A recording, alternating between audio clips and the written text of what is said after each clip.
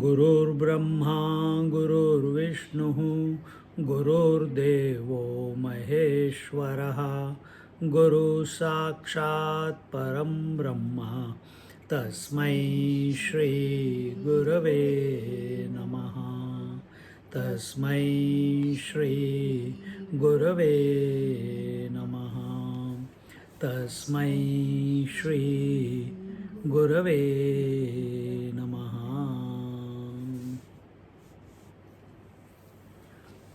So, we are in Amrutanubhava, Ajnana Khandana, ignorance denied. We are on verse number, OV number 195. And the examples are being given so that the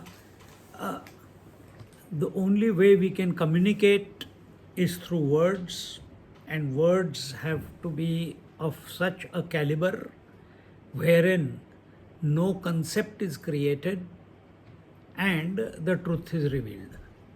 Truth will reveal only when no conclusion is there. If conclusion is there, then something has got crystallized. Conclusionless conclusion, when we are contemplating, will lead to the reality that we are. And in the 194th OV, few examples were taken. Here the example was, the face is considered to be in front or back with reference to the mirror. In fact, can the face be considered as back or front? So where are you, in the front or at the back? If we are standing in front of the mirror, we say the mirror is in front of the face, and if the face is behind the mirror, it will be said it is behind. So front and back of the face is with reference to the mirror. So all language appears only due to reference. Where there is duality, there is language. Where there is a referential existence, when we define ourselves with reference to the world, with reference to the body, with reference to the breath, to the mind, to the intellect, to the thoughts, then that reference is the object and I is the subject. Referenceless existence is reality. So all references are phenomenal. Phenomenal meaning they appear but actually not there. How will we come to realize this? Only when we are subjective. The reality that I am is unaffected by the references. With respect to the references, we have another reference called I. With reference to the object, there is a subject. When there is no reference called object, then what will happen to the subject? The subject will go back to the original self. The crystallization of the thought I, the subject, dissolves in the absence of all references. This is what is being communicated here in this 194th verse. Another example is taken, and here he says, contemplation on these examples will make one's position clear. All doubts will be cleared and answered from within. And this is very, yesterday also this topic came in Adhyatma Ramayana, that in the outside world there are no answers. if any question has arisen in our mind, the answer also will come from where the question has come. If we search for the answers from outside, it will only lead to more confusion. And when we become subjective in our approach, automatically everything starts sorting itself out. How, we don't have to worry about it. But it does. And here he says, no answer to one's problems can ever come from outside, because the problem is in me, and in me alone lies the answer. The more the thought is centered on this divine, eternal, omnipresent center, to that extent the truth is revealed. And yesterday the same topic was talked about by way of Ram. You focus on Ram to the exclusion of everything, and all solutions start appearing. Everything starts sorting itself out, because that is the assurance that the Lord gives us. Yoga kshemam vahamyaham. Same way here, that whatever is not required will be deleted, obliterated, and what is not required, your thoughts are not required. Forget about the world. World is also a thought. So thoughts are not required. Today meditation, Triputi is not required. Meaning what? Triputi is not required. Can you delete it once and for all? You cannot. It can only get deleted temporarily in samadhi. But the nature of the mind is to have thoughts or have no thoughts. But it's a continuous cycle. Then what is your position? That you are not affected by the coming and going of the Triputi or thoughts. That is the healthy position. Normally we get affected. And this is possible not by thinking about the thoughts, but by, if you are thinking of I, or if you are thinking of Aham Brahmasmi, if you are thinking of Ram, take it subjective, not objective. If it is objective, it will lead to some more thoughts. If it is subjective, subjective meaning that Ram is not other than who I am. He alone is expressing as me. He is the life within me. That self, that Atma, that I am, the witnessing consciousness I am. Yes, you are using the words right now, but our attention, our disposition is towards what that word is indicating. Word is in my mouth, Atma Nishtha. But the person may be having a name Atma Nishtha. But is that reminding me of Atma Nishtha within? See? So the word is in my mouth, but the person is out there. Okay. So word, the Triputi or the word is in my mind, but I am other than the mind. I am other than the thoughts. I am the observer, I am the witness. Be that. Just like I am very clear when I call whatever words we are using for everything, I know I am other than what these words are indicating. But here when it says Aham Brahmasmi, those words are indicating me only, the subject. And that is the shift. Keep at it, keep at it, keep at it. One day it will click. Another example follows. Sarvange dekhana ravi pariyai se ghade kevi zo udo astuchi chavi swaye ghepe. He says the sun is ever effulgent, but can it experience the sunset and sunrise? The sun is of the nature of, theek hai.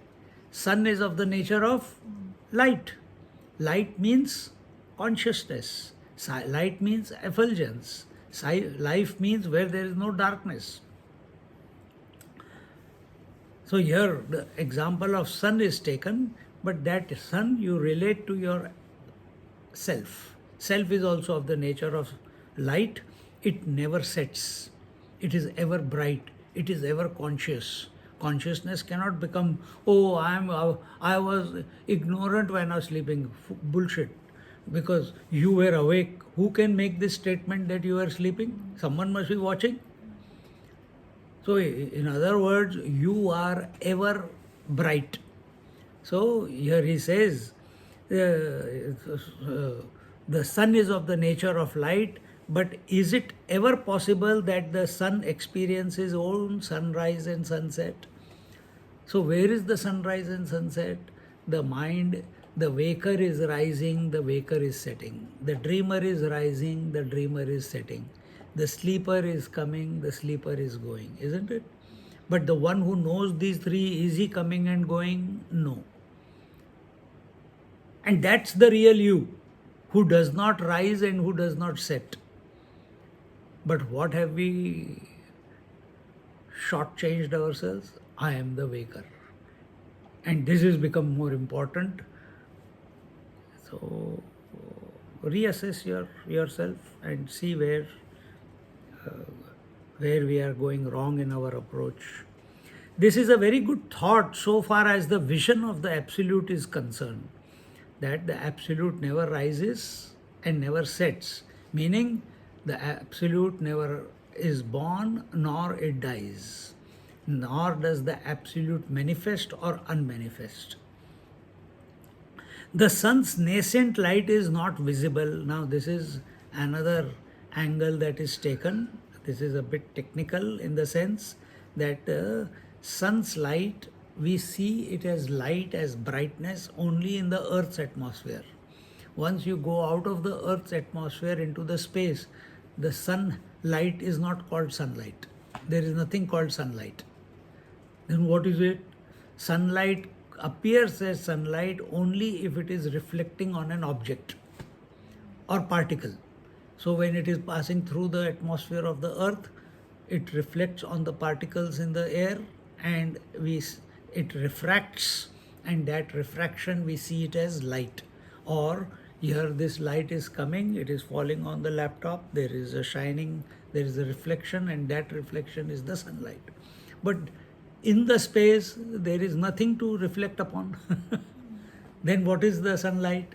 There it is called as dark light. It is colorless light. See? So on the Earth you are seeing it as sunlight.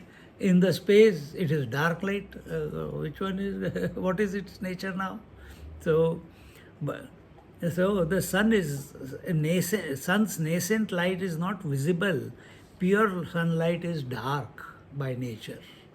It becomes visible as sunlight only when there is a medium to reflect upon. But it is the reflected light that is perceived as an opponent of darkness. So in the Earth's atmosphere there is day and night.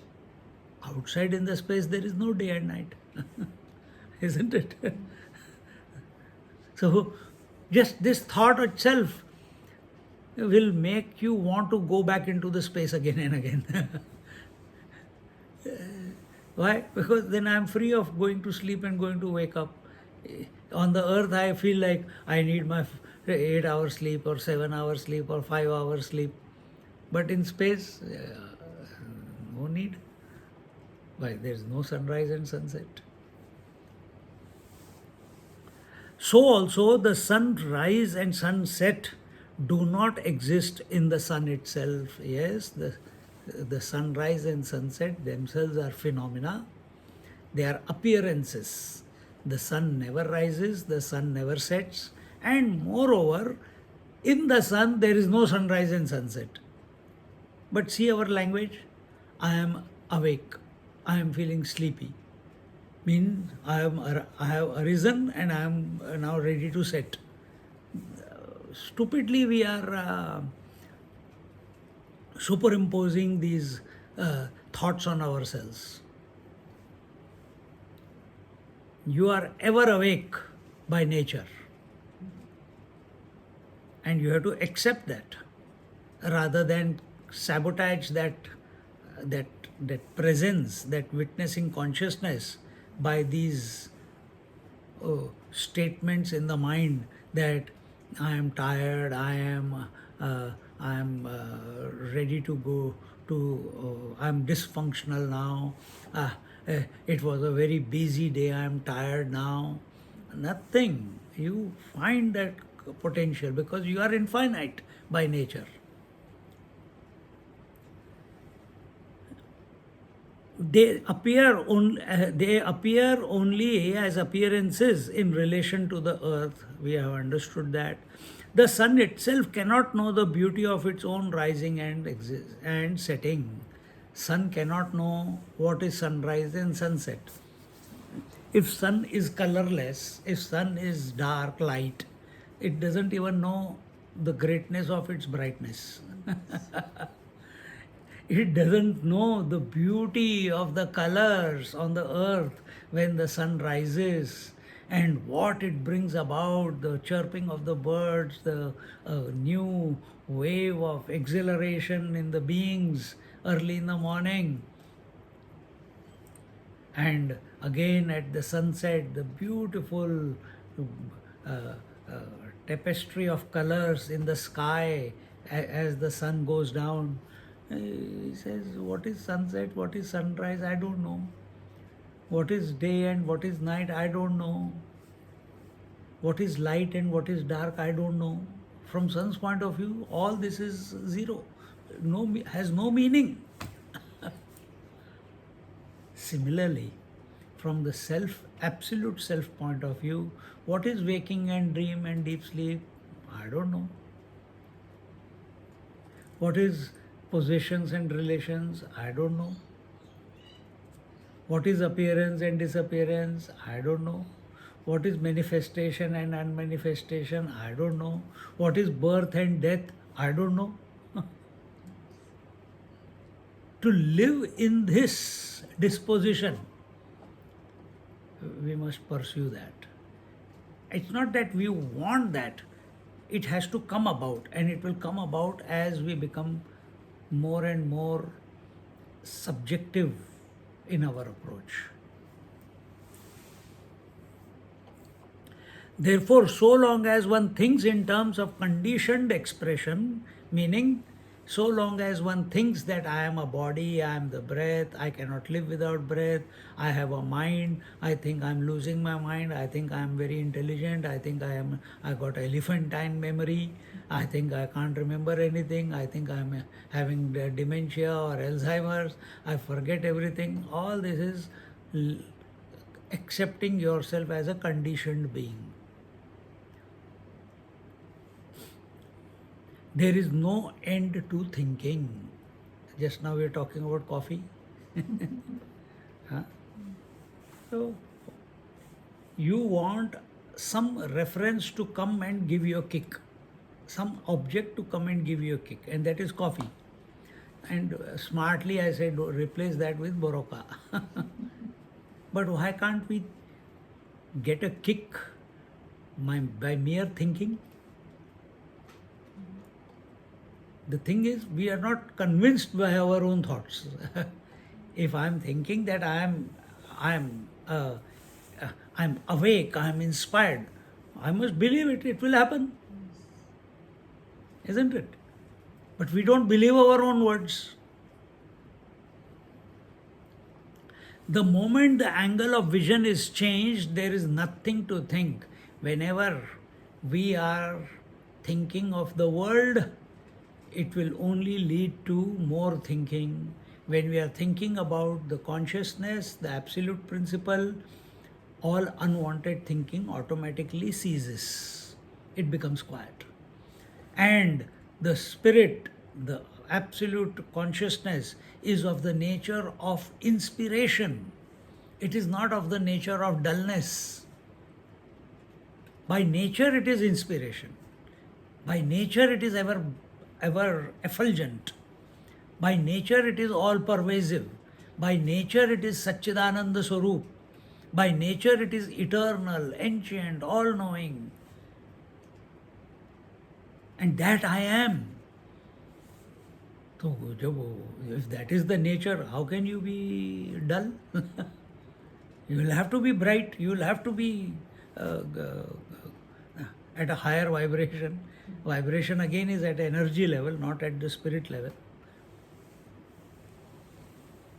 That is the only way to arrive at the truth, not by logic only, by the tyaga of the value one gives to one's experiences.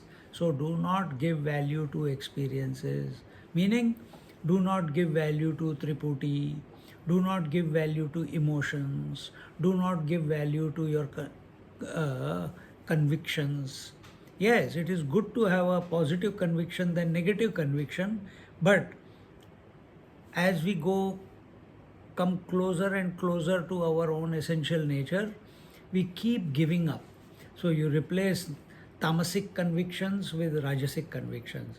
You replace rajasic convictions with sattvic convictions. And then you give up sattvic convictions also.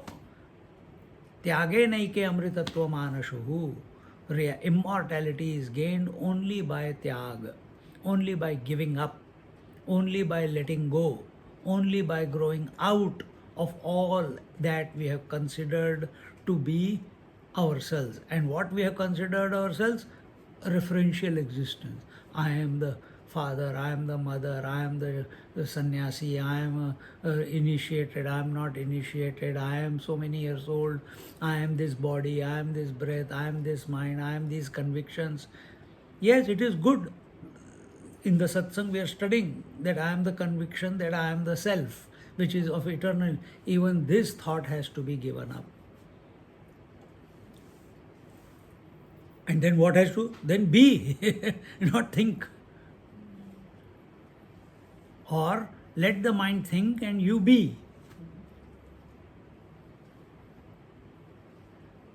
That is the only way to arrive at the truth, not by logic, only by the tyaga of the value one gives to one's own experiences. Our bad habit, if I may say, is giving value to the world. Our bad habit is giving value to all the conditionings and limitations. Our bad habit is to give value to space, time, and objectivity. Our bad habit is to give value to memories and expectations. With that, when we are talking about, oh, I am going to Kailash, we become so, oh, I am going to, it's so fun. It's outside, it's a reference. If that feeling that you get for Kailash, which is not you, which is separate from you, which is other than you, which is so many thousands of kilometers away from you, you have to work so hard to get to it. If that is not reminding of the Kailash within, then all purpose is lost. Because that Kailash is the self within. See? So, giving value to references is only going to bring about more and more thinking. Giving value to the conscious principle, which is the constant one, which is the witnessing consciousness, it will automatically reduce the thoughts in your mind. Example you have in your daily, that when you think of sleep, automatically there is reduction of thoughts in your mind, isn't it? So instead of sleep, you think of the self. But how do you think of the self? Initially, yes, I am, but eventually now here, just like sun cannot come to know the rising and setting, similarly, I am other than the waking and coming of the waker and going away of the waker. I am other than the rising of the dreamer and setting of the dreamer. This way, drop everything that comes and goes, everything that is temporary, everything that is finite, everything that is ephemeral, everything that is referential must be given up. And how do you give up? Not by saying, I give up now. You cannot, then it will pursue you. Then what do? Yes, I have to give up, but I know giving up happens only when I am thinking about contemplating on the self. So contemplate on the self and let the tyage naike happen. And it is happening. All you are going to do is recognize that it is happening. Every day the waker is coming and going, every day the dreamer is coming and going, every day the breath is coming and going, every day the eyes are, every moment the eyes are blinking. They see, they don't see, they see, they don't see. What is your effort in it? Nothing. The words are coming, the words are going. The Triputi is coming and the Triputi is going. Merely recognizing the coming and going, and having recognized it, not giving value and getting caught up in it. The moment you give value and importance, you will get caught up in it. Stop giving value and importance. Then better than that is give value and importance to the self. Yes, you are thinking of the self by way of word.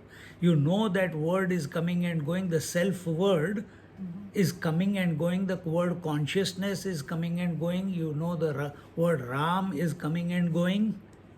Isn't it?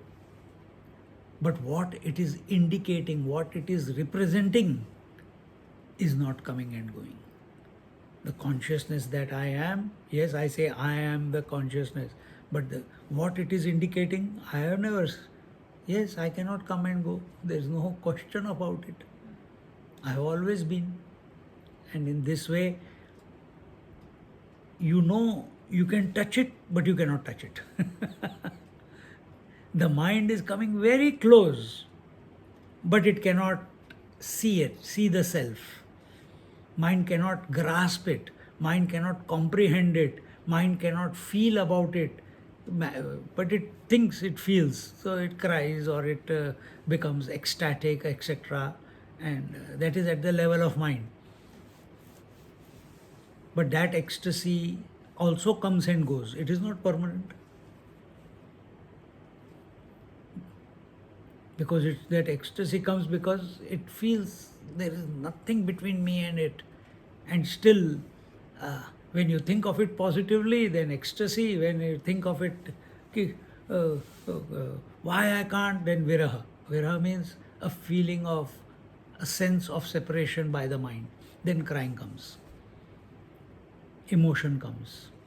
And many masters, yesterday I told you, Jnaneshwar Maharaj, not yesterday, some other class, Jnaneshwar Maharaj, Tukaram, they have written poetry, songs of so close yet so far. See, it's like a poetry written by a wave that the water is so close, but I am not able to catch it. Because as a wave, it can never catch the water, can never be the water. And in the contemplation, it gives up its name and form, and it's almost there. And then again the waveness comes up. Because it's thinking objectively. And so one must not give value to the experiences. Whether good, ugly, divine, doesn't matter. Don't give them too much value. Don't determine your spirituality, your sadhana on account of these experiences. No. They can be good signs. Scriptures, some of the scriptures talk about it. But when we are coming to ultimate in Vedanta, we go beyond it. Experiences, the greater the experience, positive or negative, it will leave a memory. And when it leaves a memory, we want to relive that memory. We cannot progress. Huh? We cannot progress. Then we cannot progress because, oh, that was wonderful meditation. I want to experience the same bliss that I experienced in the meditation. Gone. You are already 1 day old. You already, so many thoughts have gone through. Already so much unwanted thinking has gone through in your mind. Food has gone through. Everything has changed, and you want the same experience. How is that possible? That feeling of sameness is on account of consciousness. But we are superimposing that sameness, that continuity on the experience. And that is not going to be possible. You cannot recreate the same thought. Aham Brahmasmi or I am Swami Paramananda, if this is a thought, I may say it after 5 minutes again, but this thought and that thought are not the same. Words may be the same, but the one who chanted, the way it was chanted, in the manner it was chanted, the all the paraphernalia around it is different. Nothing is same.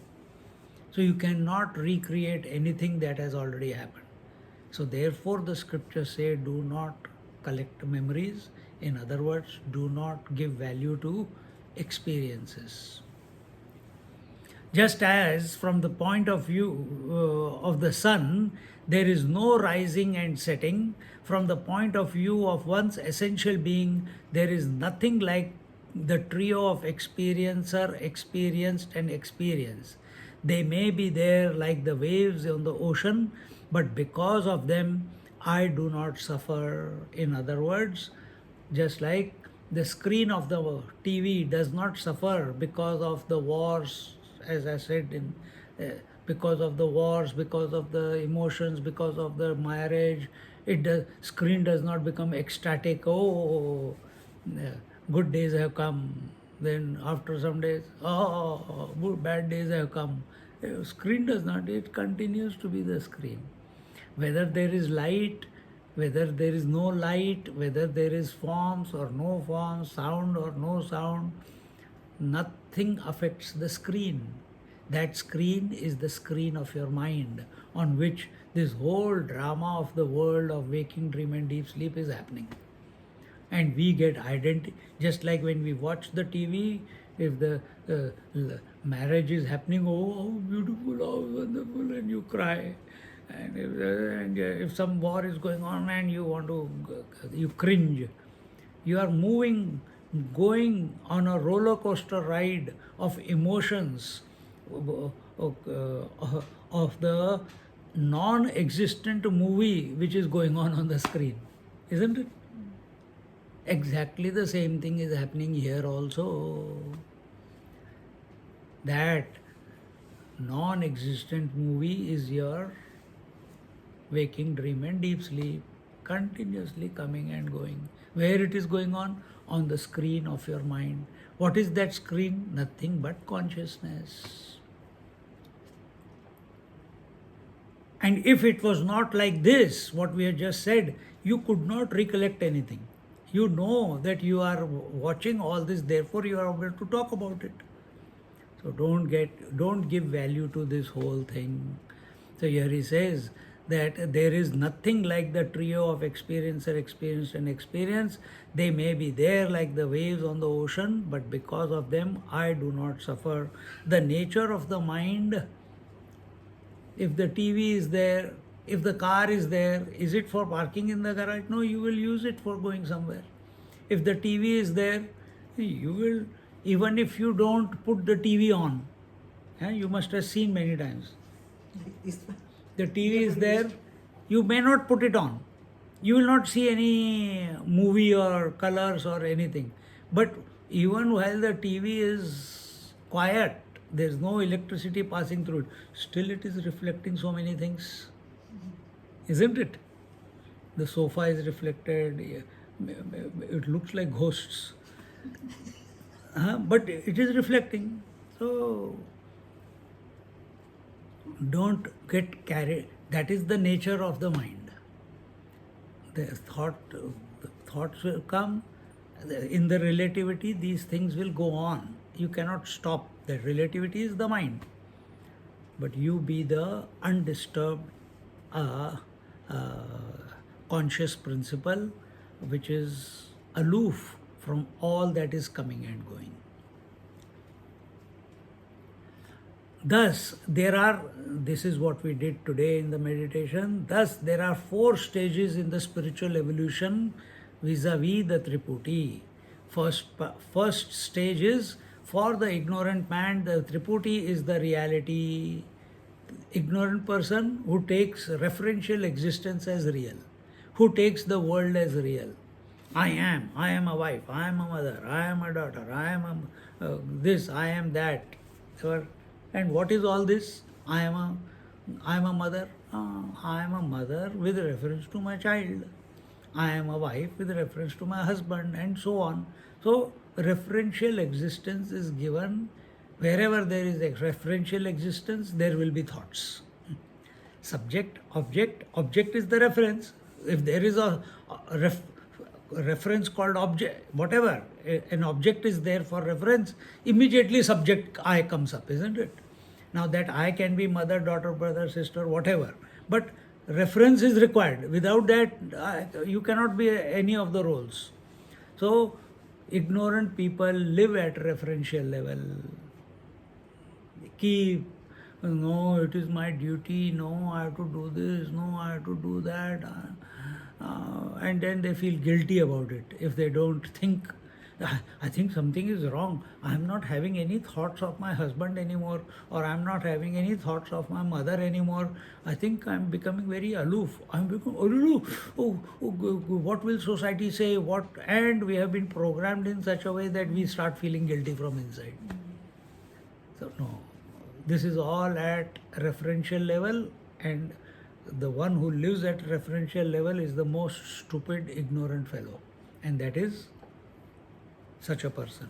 Determine. Do you fall in this category? Sometimes, no? Now, second stage. Second stage is for the seeker on the path, the Triputi does not seem to be the reality. So once we begin, we come to satsangs, we understand, we come to we start somewhere in the periphery of our mind. Maybe it is true. Maybe the Triputi is not right. Maybe living at a referential existence, how it is not right, that we don't know. But we know that whatever comes and goes is not real. This much we have understood. But we have not become free of it completely. We have not become convinced of it completely. Still, the idea that I have to play a role, it keeps hijacking the consciousness, hijacking us. And we keep falling into that trap again and again and again. And it's okay. At least now you have, from being ignorant, you have come to a point where you are suspecting, even at a periphery level, somewhere the seed is starting to germinate that all referential roles that you have are not real. How they are not real is not realized yet. But yeah, I can understand that whatever comes and goes is not real. But I can't apply it on myself right now. I accepted it little bit, but it has not gelled. And as you keep thinking about it, as you keep contemplating about it, as you keep coming to the satsangs, as you keep listening to the scriptures, the advanced seeker, the Triputi is definitely not the reality. For such a person, he does not give value, importance, credence. He does not have a sense of ownership of any object or thought or anything. He just, okay, I know. And so what will such a person do? He becomes aloof. Because if I am in reference to someone, automatically at physical level, you are there, I have to talk. So such a person can be taking the name of the Lord, can be meditating again and again, spending more time in meditation. I remember I used to sit 6-7 times a day in meditation, because the more I sit in meditation, the more my mind is empty. When I am engaged in the world, then thoughts are coming. It became like an addiction. More and more I want to sit in silence. And automatically you withdraw from the world as a result of that. So this is the sign of an advanced seeker, where he has become convinced. Now he is not just because someone has said it, so I accept it, but I don't know. But now he is convinced. There is no doubt in his mind that the Triputi, meaning waker, waking world, waking experience, dreamer, dream world, dream experience, and absence. All these, and within the waking, so many seer, seen, seeing, hearer, heard, hearing, the knower, known, knowing, experiencer, experienced, experiencing, everything is going on, no? So he understands that they are not real. They are only phenomenal, they are only ephemeral, they are only temporary, they are only finite, they are coming and going. Whatever is coming and going, I am not. Story over. So his language also changes to himself. So he doesn't accept himself as only a waker or only a dreamer or only a sleeper. He gives zero value to the waker, dreamer, sleeper. If he speaks like that in the outer world, people will put him in madhouse. So he finds a new way. He starts giving satsangs. That's true. He starts giving satsang. Now we'll put him in mental asylum.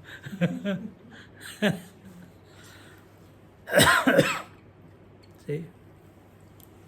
So he becomes convinced, total conviction. It's not total, maybe a little bit left, but and the result of that conviction is non-engagement in referential existence. He doesn't want to become a subject with reference to an object. He doesn't want to become. Subject is becoming. Eternal subject does not become. It is. The mother is a subject with reference to the son. Wife is a subject with reference to the husband. A good teacher is a subject with reference to the student. Student is a subject with reference to the teacher. Seer is a subject with reference to seen, and so on. No more acceptance of referential existence. You know they are going on. If eyes are there, I will see. But I have a choice. Whether I say that I am seeing or I keep silent and dive back into the consciousness that I am. But for that you have to build your stamina. You have to be very clear in your approach. And this leads to the fourth stage as continuous practice is done. And that fourth stage is for the Jivan Mukta, the viewpoint of a person who is established in the self. The Triputi goes on like a screenplay. That such a person who is liberated, he's still living, he still has a body. People see he has a body, people see he has a mind, people see he is hungry, people see he is awake, people see he is sleeping. People see if a mosquito comes, he will go and hit and push it away or kill it. Isn't it? These are natural responses. But you ask him, he is oblivious to all this. People see him as a normal human being, or maybe a hatke hai thoda, maybe a mad fellow. But from his point of view, he has given zero value to all the Triputis in the mind. Triputis are coming, but he is not giving any value to it. He is not giving value, meaning he is not disturbed by them, he is not reacting to them, he is not giving value to them, he is not engaging with the Triputis. Because the moment he gets engaged with the Triputi, he becomes the subject. He falls. He falls. That falling is the sin. That falling is the sin. You are the eternal one, and the moment you take the referential existence, you have committed the biggest sin of your life. If you accept that I am an individual, but actually you are the infinite, this is the biggest sin, that I am the individual. Because you accepted that which does not exist. And in this way, the 4 stages of with reference to Tripurti. We have seen the stages with reference to space. Here we have seen stages of growth or abidance with reference to the Panchakoshas. Here it is with reference to Tripurti, referential existence, or the triad. The more the attention is on the independent substratum, remember what it's saying, the more the attention. Can you put attention on the infinite substratum? No. But you know it is there because you are that. If I say there is someone who is other than the waker, dreamer, sleeper, who knows that this waker, dreamer, sleeper come and go every day, you don't deny it, isn't it? So that means that fellow is there, and that fellow is not other than you. You are that. You cannot catch it. Like I can see you and grasp you as a form or as a person, I cannot grasp that fellow because he has got no form. Witnessing consciousness has got no form. But I know it is there. Keep making the mind available to that.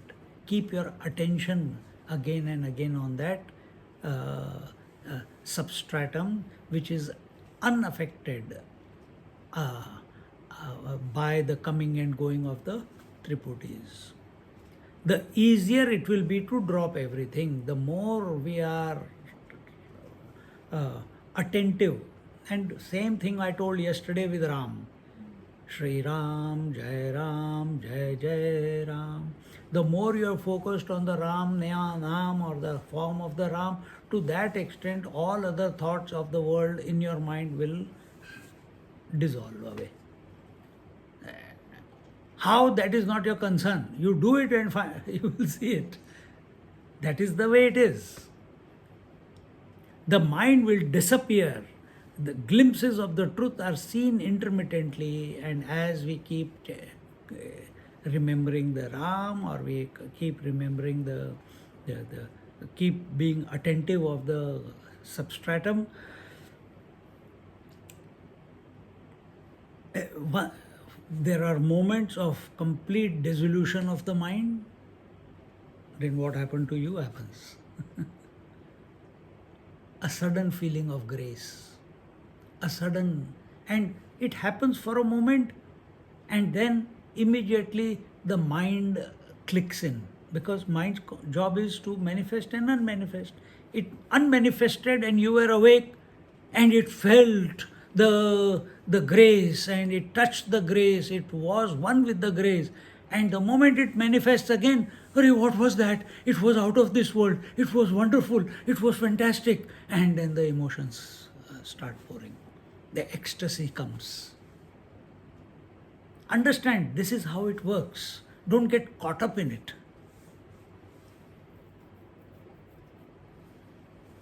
The mind will disappear.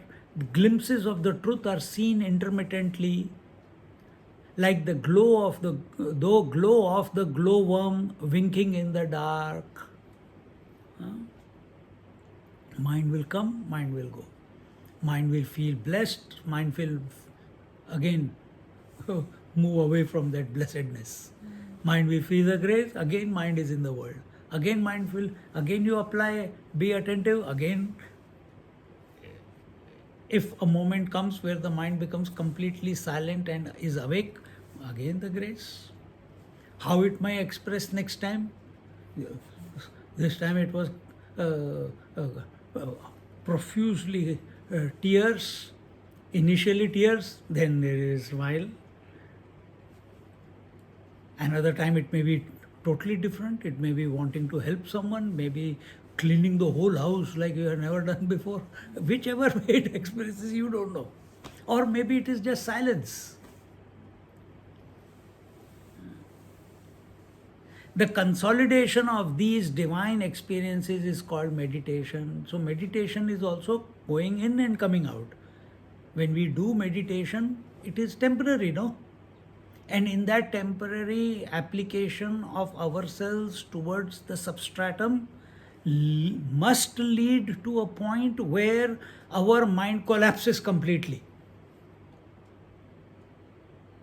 And the more times it starts collapsing, one day it will come that it will completely collapse.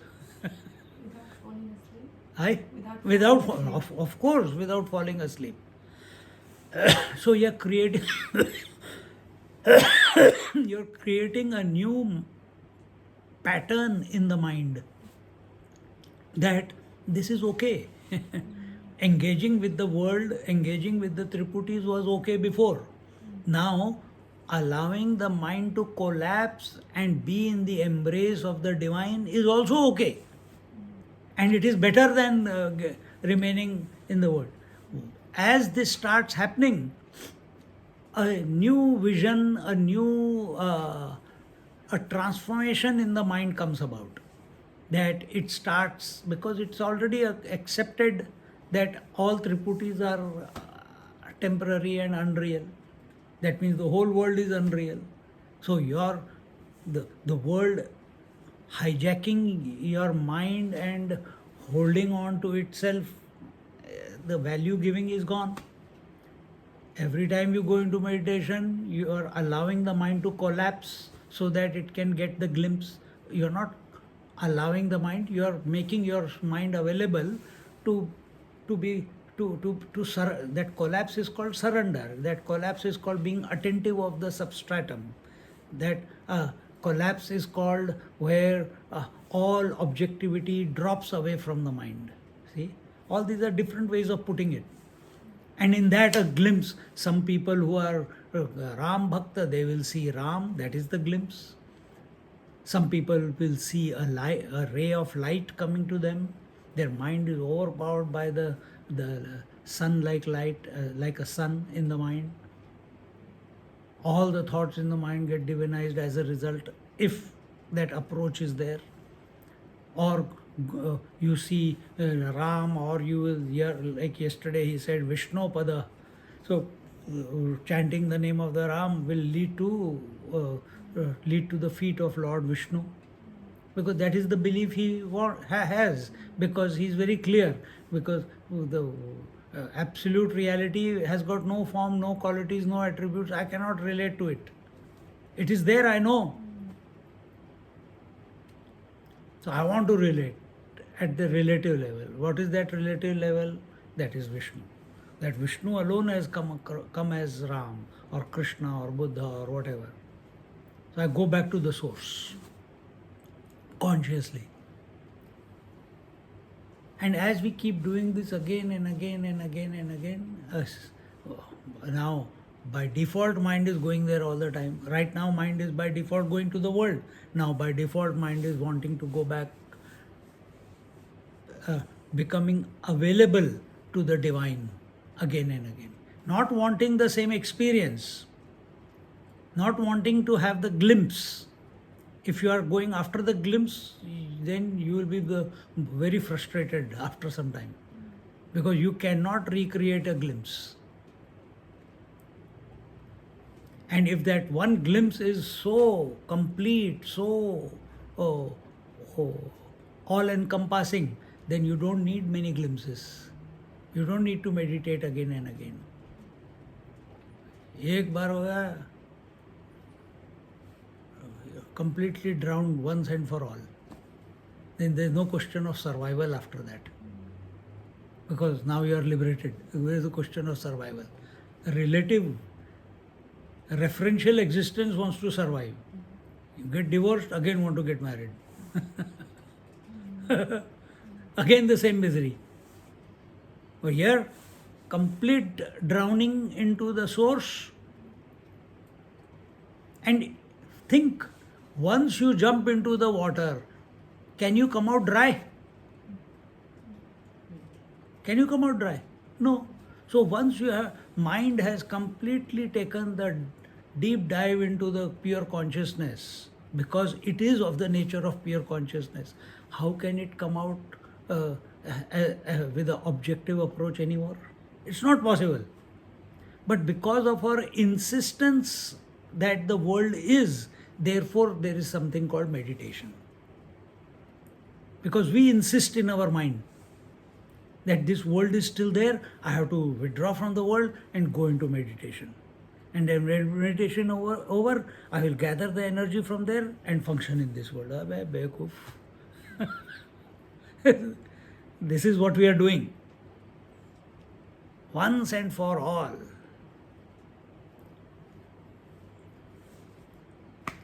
खत्म कर दो, खल्लास कर दो सब कुछ. This can be achieved only by dropping everything, actions, progeny, wealth, and everything that one holds dear in the mortal world. Mortal world is this world where there is only coming and going. And where are we invested in? We are invested in, I have to do something in order to survive. We are invested in our children, progeny. We are invested in wealth, accumulation of wealth. We are and anything else that we hold dear in this world, we are invested in that. What is that other thing? Memories we are invested in. Ambitions we are invested in. Fears we are invested in. Phobias we are invested in, isn't it? Drop everything. Not worth it. Then what should I do then? Hold on to the Lord. Hold on to the conscious principle. Including the attachment to the physical frame, that is the Guru.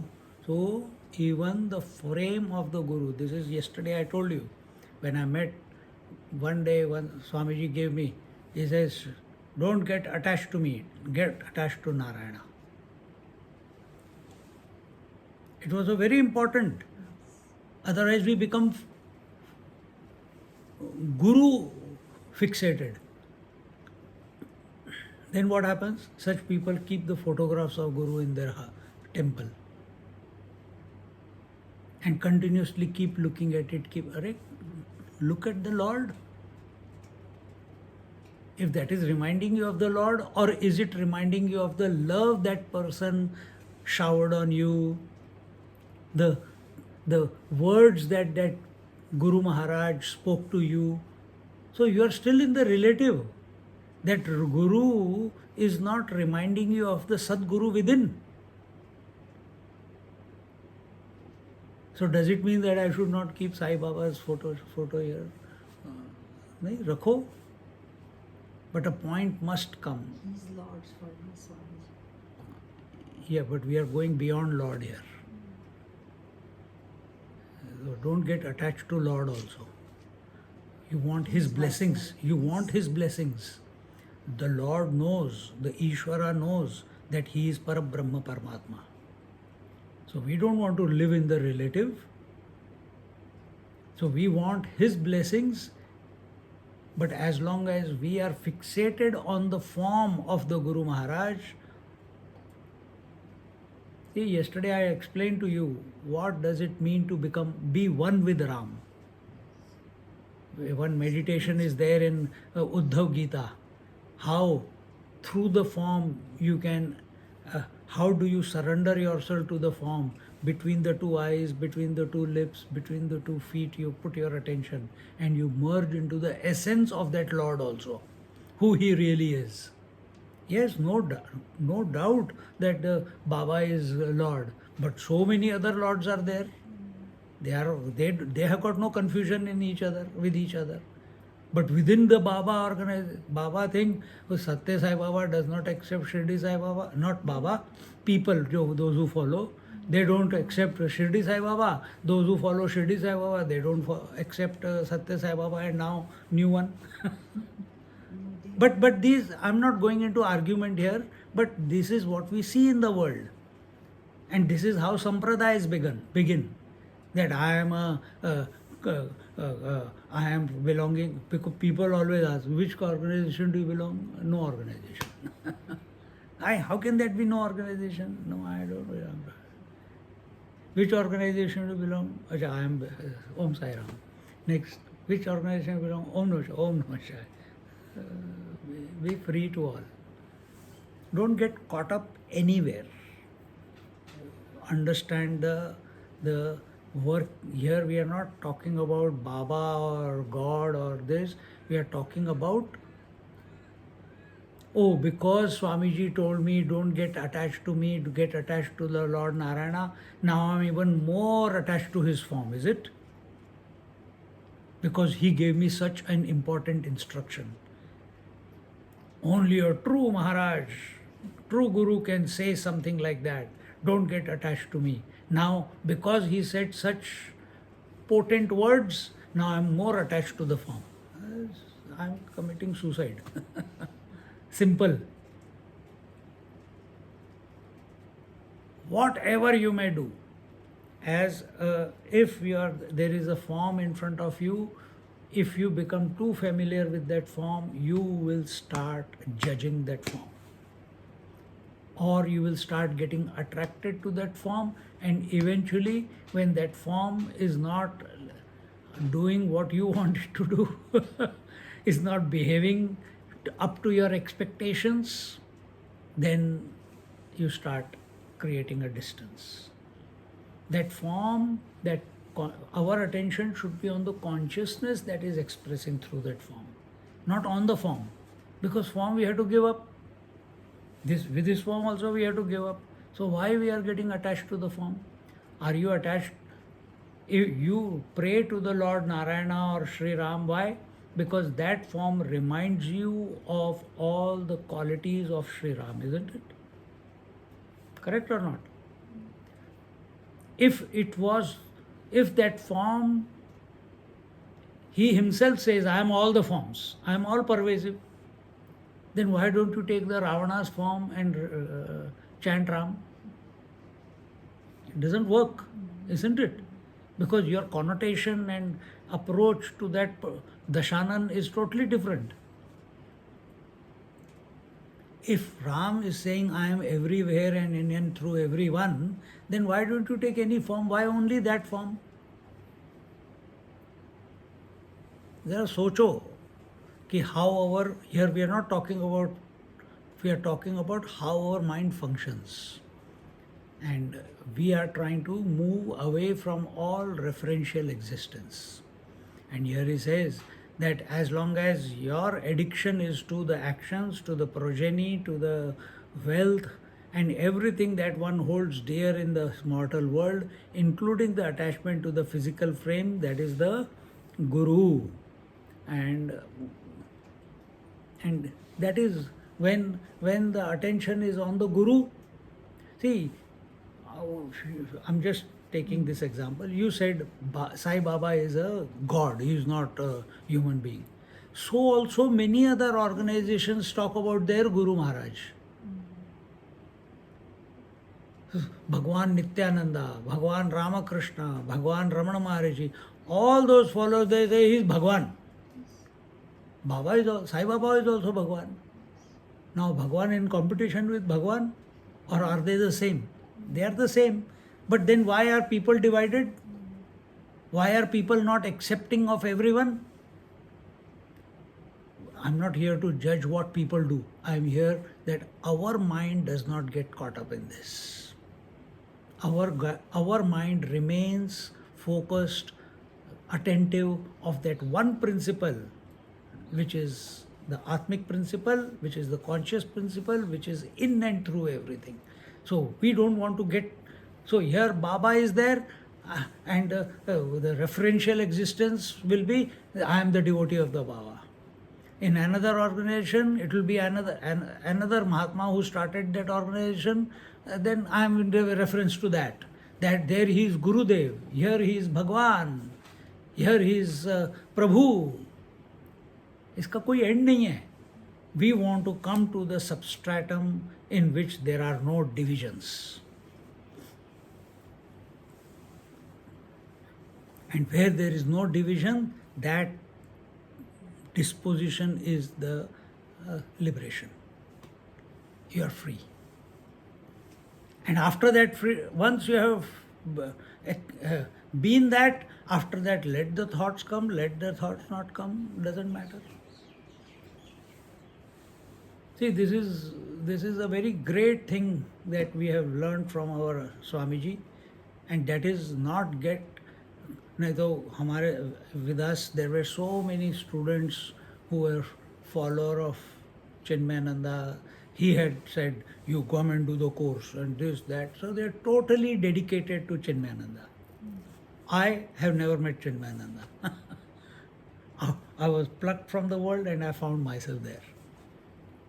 So no, yes, he's Gurudev. He's a great person, very inspiring unfoldment in his life, and that has helped us to unfold. But because of that, I remain only caught up in that. Our Swamiji opened our minds. He, no, go and meet him, go and meet Khandana, go and meet Ammaji, go and meet Sai Baba. But within the organization, don't meet anyone. It's blasphemy if you go anywhere else. But Anuhanji, go everywhere. He sent me when I went for 1 year. He sent me to Badrinath. I took initiation in Kriya Yoga. Then he sent me to Girnar. He got me initiated in Kundalini Yoga. Then he sent me to Vrindavan, the ashram where you were there. There I was for 2 months to see. There also lot of love, lot of acceptance. Suddenly I was out of that. There is abundance here everywhere. Everyone is accepting, everyone is loving, everyone is sharing. And he sent me 4 times. After 1 year when I came back, then Varanasi I was for 6 months. Then I came back. हाँ क्या सोचा? मैंने कहा स्वामी जी सब कुछ ठीक है पर अपना वेदांता बढ़िया है. You don't get caught up anywhere. I can appreciate all the various paths. In fact, I have practiced also few of them. But now the inclination is not towards all that. I can appreciate, I can go everywhere.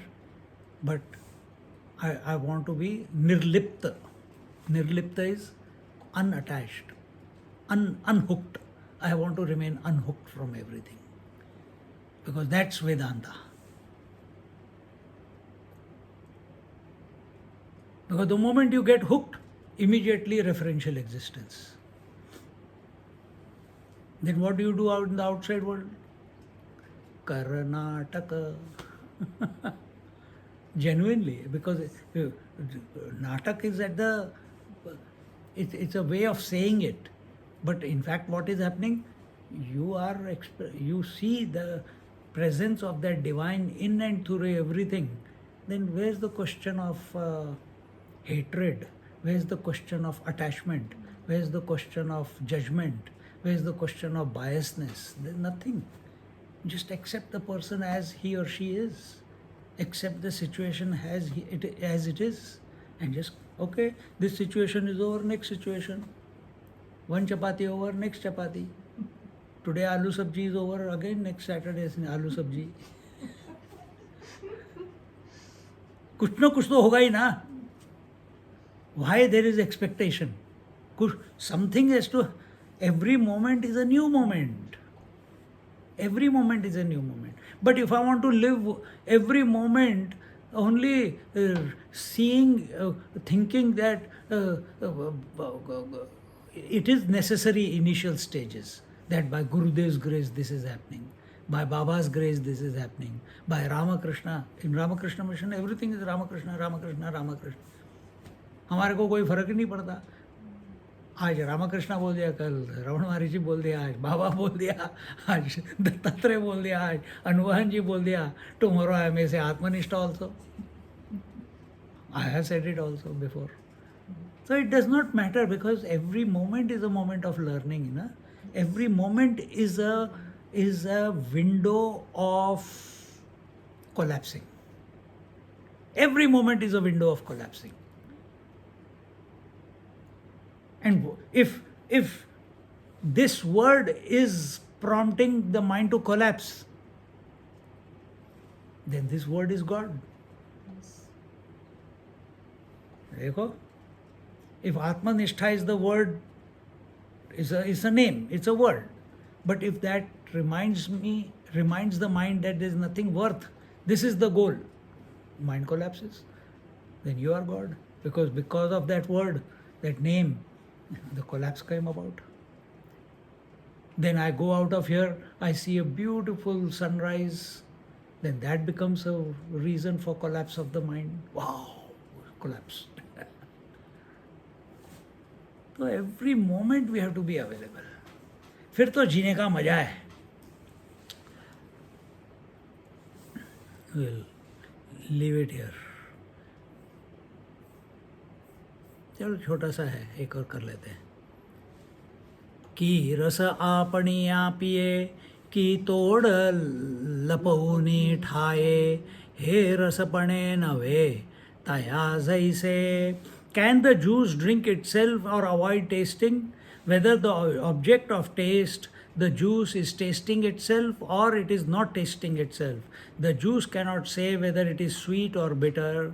That does not mean that there is no sweetness or bitterness in the fruit. In the same way, I, the pure consciousness, may not be able to know myself, but that does not mean that I am not. Eyes may not be able to see themselves, but that does not mean that the eyes are not. The mind may not be able to know the mind, but that does not mean the mind is not. देखो कितना मजा है. This is reflected in the Keno Upanishad. The student asks, what is that because of which everything gets inspired? He says it's the speech of the speech, is the mind of the mind, is the ear of the ear, is the eye of the eye. He says, yaar, teacher, please say clearly. He says, if you want to understand, you understand. My teacher taught me like this, I am repeating it. It is your job to understand. If you can't understand, go somewhere else. This is the way we can teach. The onus is on your part to understand. मजा है. Same way here. All these examples are like that Keno Upanishad. The juice cannot have the taste of the juice. Similarly, the consciousness cannot know the consciousness because it is all-knowing consciousness. It's by nature all-knowing. And there is no objectivity in it. It is all that there is. So how can you need duality in order to know the way we say knowing is taking place? But there is a knowing less knowing, experience less experience, abidance less abidance, effort less effortless, desire less desire. All these are statements which lead to stillness of the mind. In this way, the doubt that because truth cannot become the object of knowledge, it cannot be known and therefore it cannot exist is removed. This is what we are saying. So because eyes cannot see the eyes does not mean vision is not there. And once you accept it, yes, I cannot see, my eyes can never see themselves. But that does not mean that I am blind. I am still seeing. So here, that the truth. So with this, with these examples, what happens is we build up a data that the truth also cannot be known objectively. Whether the pure self is expressing in the form of trio or not, its existence is independent of the experience of existence. Because of the existence, experience is. Sant Jnaneshwar Maharaj puts it so. In other words, the water remains as water whether it expresses as a triputi called wave or not. But because waves have come, water does not become less. It remains Purnamada Purnamidam. Exactly the same way. The pure consciousness is ever complete.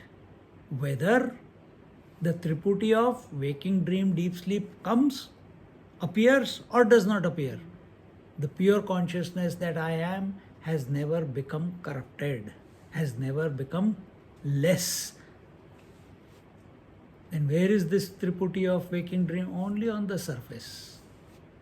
Where is the wave? Only on the surface of the water. What is it made up of? Water only. Did the water decide I will become the wave? No. It's a phenomena. And we have taken the phenomena to be real, then the real as real. He says, Jnanaiva neva bhagavanti nahi. In the pure self, there is neither knowing nor not knowing. It's abhanga. This thought that the truth is beyond the trio of experiencer, experienced, and experience is expressed in every Upanishad. We do not know, nor do we know how to teach about it. This is Kenopanishad. Kenopanishad, correct. 1.3. This is the point I was making before. And in this way, remain engaged in being attentive towards the self. Not merely thinking about the self, but being attentive towards the constant principle that you are. And bless yourself. We'll conclude here. We'll look at further in our next class. Om Purnamada Purnamidam Purnat Purnamudachyate Purnasya Purnamadaya Purnamevavashishyate. Om Shanti Shanti Shanti. Harihi Om Shri Gurubhyo Namaha. Harihi Om. Just sit quietly for a moment.